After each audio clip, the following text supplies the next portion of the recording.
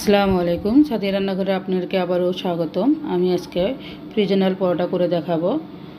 জন্য আমার ভিডিওটি যদি আপনাদের কাছে একটু ভালো লাগে অবশ্যই লাইক, শেয়ার, কমেন্ট করবেন এবং সাবস্ক্রাইব করে দেবেন। আমি এখানে 2 কেজি ময়দা নিয়েছি। তেল আর লবণ দিয়ে ভালোভাবে মেখে নিয়েছি। তেল আর লবণটা দেখাতে পারি নাই। আর এখানে হালকা গরম পানি নিয়েছি। গরম পানি দিয়ে আমি ডোটা তৈরি করে নিব। ভালোভাবে হাত দিয়ে আমি মেখে নিব। মেখে নিয়ে ডোটা তৈরি করে নিব।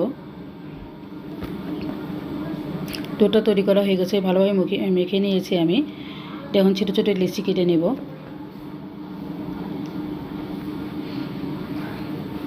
সবগুলো লিচি কাটা হয়ে গেছে। আমি পরোটা বানাবো এখন। সবগুলো পরোটা বানিয়ে নিয়েছি, দেখতেই পাচ্ছেন। আমি এটা এখন ডিবে সংরক্ষণ করব। তার জন্য আমি এখানে একটা ডিব্বা নিয়েছি। ডিব্বাতে আমি একটা করে পলিথিন দিব আর একটা করে পরোটা দিব, তার উপর আরেকটা পলিথিন দিব, তাহলে একটার সাথে একটা লেগে যাবে না। আপনারা চাইলে একটা হালকা ভাজা দিয়ে রাখতে পারেন, ওটাও কিন্তু ভালো হয়। আমি ওইভাবেও রাখি। আমি সবগুলো অবশ্য এইভাবে কাগজ সংরক্ষণ না হলে আমি হালকা ভেজে নিব। ভেজে নিয়েও কতগুলো রেখে দেব। এভাবে আমি সবগুলো বক্সে ভরে নেব।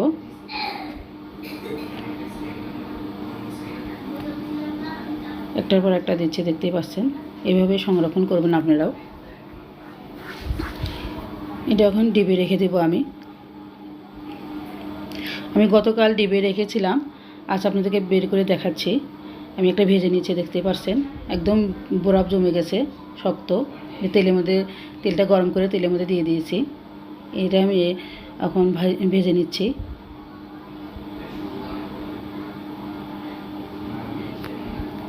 ফ্রিজের পরোটাও কিন্তু অনেক দিন সংরক্ষণ করা যায়। 15 থেকে 1 মাস কিন্তু আপনারা সংরক্ষণ করতে পারবেন।